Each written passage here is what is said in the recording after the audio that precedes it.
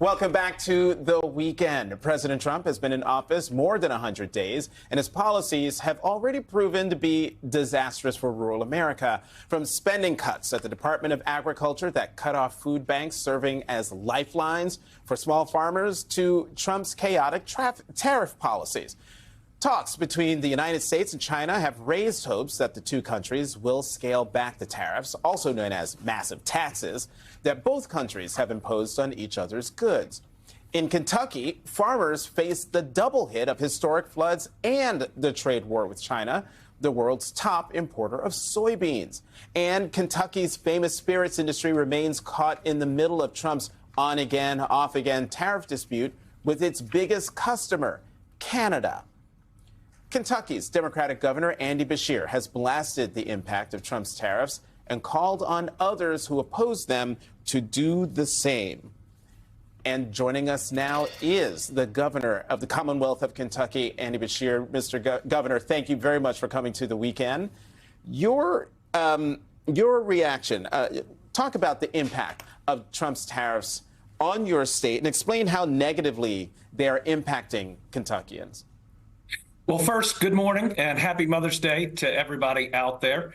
The tariffs are impacting Kentucky in profoundly negative ways.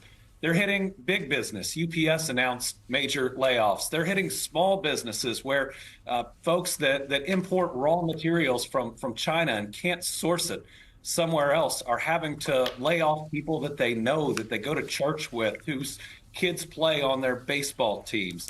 It's hitting farmers who have fewer customers that are out there. It's hitting our signature bourbon industry because of not just of tariffs, but of Donald Trump's attacks on Canada. And they're ultimately hitting every American family by raising prices on everything. And so people are starting to feel betrayed that a president who won because he said he would lower prices is increasing the burden on everyone. And acting like it's not a big deal, talking about having fewer toys, talking about struggling. Well, our people are struggling, and it's really picking up the amount of criticism that you hear every day. Governor Beshear, one thing that is very important in rural America is gaining access to internet. And I know that coming from small town Mississippi, how important and what a lifeline it is for communities when they get broadband. Donald Trump, though, has recently said, and I'm going to read the quote, that the Digital Equity Act, a little-known effort to improve high-speed internet access in communities with poor access, was written to help many different groups, including veterans, older people, and disabled and rural communities. So, or he didn't say that. That's what the program is about. But he says that it's racist and unconstitutional. How is this going to impact your efforts to get Kentucky fully wired? Well, significantly or potentially significantly. This administration thinks that diversity is a dirty word. I believe that it's something that we ought to aim towards, that more voices at the table make us better, that more room at the table makes us stronger. And they seem to think that diversity is only about race. It's not. It's also about poverty. It's about disability. It's about veterans. And so when you look at those programs, they basically put money into rural America. They put money into Appalachia. They put money into Kentucky. And so I have significant concerns about the impact that program and pulling it back could have. But also I have concerns about the BEAD program overall. I mean, certainly there were problems in the last administration with so many regulations. It just took too long, and that's something I expressed during that administration. But we haven't seen a single dollar on it go out in this administration.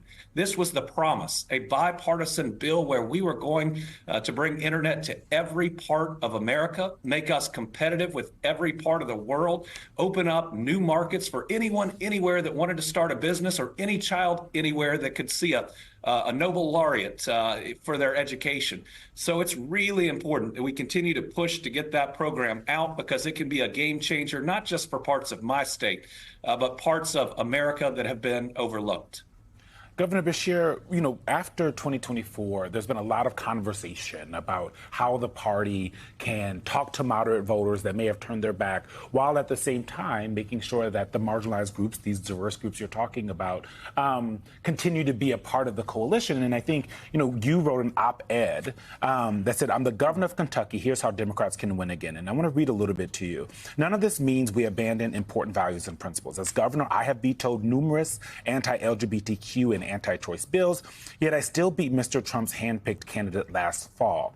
That happened because even if some voters might have disagreed with the vetoes, they knew the next day I would be announcing new jobs, opening a new health clinic, or finishing a new road that would cut 20 minutes off their commuting." And, there are other Democrats out there, some of the governors that are serving with you, Governor Newsom, who are taking a different tact, right, when talking about trans issues. And I'm curious how you think the Democrats should be balancing getting those moderates while making sure they're continuing to do what they say they do, which is defend and protect the least among us. I think there are three things that the Democratic Party needs to do to re-earn the faith of all of the American people. And the first is focus. It's the idea that when people wake up in the morning, they're not thinking about the next election. They're thinking about their job and whether they make enough to support their family. They're thinking about the roads and bridges they drive that day. They're thinking about their next doctor's appointment, the public school they drop their kids off at, and public safety in their community.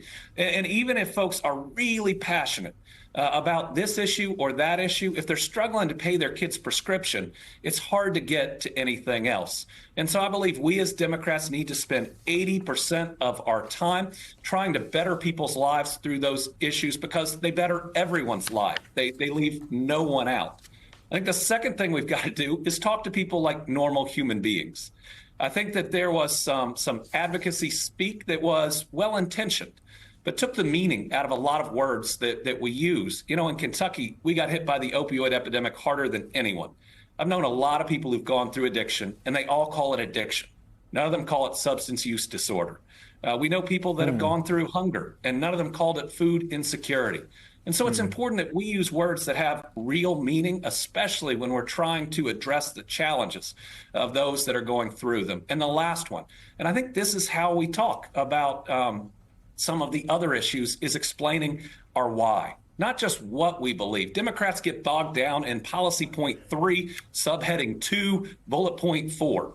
But what we don't get is beyond the what to the why. So when I vetoed that really nasty anti-LGBTQ plus bill during my election year, I did it because my faith teaches me that all children are children of God. And I didn't want a legislature picking on those kids. And if they were going to show them hate, I was going to show them love. I mean, that's my job. And those kids, I mean, they are Kentucky kids that deserve to have the support of all of their government. And if part of it wasn't going to be there for them, I certainly was going to be. Sorry, as a now gay man, I just needed to let that wash over me. To hear a governor talk with such care and concern about kids like me, kids like us, is really, truly something. Joining us now, Mitch Landrieu, co-chair of American Bridge 21st Century, as well as the former senior advisor to President Biden, former national co-chair for Harris Falls 2024, and the former mayor of New Orleans. The man has more jobs than John K. Park. Hello, Mayor. Good to see you. Hey, how you guys? Happy Mother's Day. Good. Happy Mother's Day. Can I just give a shout out? Can I just give a shout out to all the mothers in the world, particularly my mother, who had 9 kids. Listen up, had 9 kids in 11 years. Between all 9 of us, we have 38 kids, and she's got 25 great grandkids. That's right. You can close your mouth. It's unbelievable. To my wife and to all my sisters and sisters-in-laws, we need more women in charge. That's just, I'll leave it at that. Yeah, right. That's the lesson that I take from all the moms we just had on set too. You've been doing this listening tour, Mayor, and working on kind of the working class project. And I'm curious what you're hearing from people as you do this, because you are someone who, when you talk to Democrats, they always say understands how to talk plainly to voters. So what are you hearing from them? Well, you got to try to keep it simple. But listen, the last election was really, awful to behold, and we're seeing the consequences of it right now. And unfortunately, President Trump is betraying the folks that they say voted for him to do certain things, because his first 100 days have been the worst 100 days that was seen in a very long time. And you see this playing out. But, when you lose an election, you got to go figure out why. You got to go back to the basics. And, it's really clear from the numbers that Democratic Party over time has lost a large swath of folks that used to vote for us. And they're working class voters. They're folks that are working every day with their hands. They have their hands on other people. They're taking care of folks. They're running to fires. These are the individuals that are the backbone of the American economy. And so I thought it was really important that, like all, you got to go talk to people and listen to them.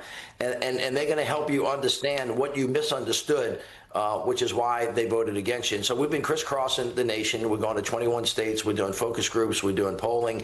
We're doing a whole lot of stuff. But essentially, we're just going to see people. And you can see over the past 100 days, these are folks that maybe would have voted for Obama, and then they voted for Trump, and then they voted for Biden, and then they voted for Trump again. So these are folks that are kind of in the middle, real common sense, real simple, and they're very stressed. There's a lot of anxiety there. Even some of those folks that were optimistic when Trump first started are really worried because they basically live in paycheck to paycheck. And these are self-identified working class folks. And you ask them, what makes you working class versus middle class or self-described as poor? And these are folks that are making it paycheck to paycheck, that are really worried about paying their car note, paying their house note, making sure their kids are where they need to be and have the kind of tools they need to grow up and have a better life than they did. And they're really tired of having to make, these hard choices about having a little bit of extra and just having a reasonably comfortable life. And you can see from the time we started, before Trump invoked this self-inflicted wound of these massive wrong-headed tariffs, and then after, because now they're going, wait a minute, we elected that guy really for one reason, not to take Greenland, not to take Panama, not to get focused on Alcatraz, but to lower our cost. And of course, everything's gone in the complete opposite direction. The voices in red states,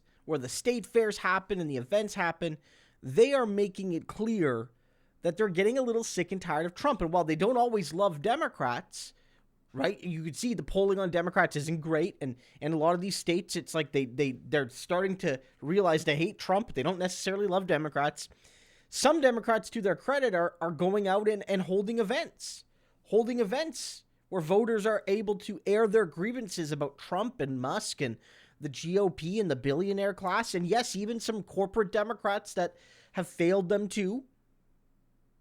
And it's been successful, whether it's Bernie doing it with AOC and the oligarchy tour, anti-oligarchy tour. You've seen more moderate Democrats, more, mainstream quote-unquote Democrats do it as well. With, he's like, well, I'll hold a town hall.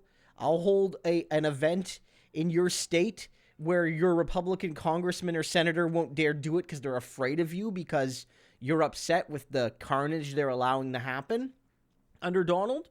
This is important to see. And you're even seeing it in some red states that are, again, sometimes have blue governors like Andy Beshear, but are guys, make no mistake, are deep, deep red states on everything but the occasional governor, right? And you see this is an important moment because the grassroots anger against Trump is not only deep, but it seems broader than in 2017, 2018, 2019. It seems broader to me. Maybe I'm wrong, but let me know if you think, it seems broader that the way Trump is governing is that it's much broader, the anger and carnage he's causing. And that means that the midterms will have a broader defeat for the GOP as well.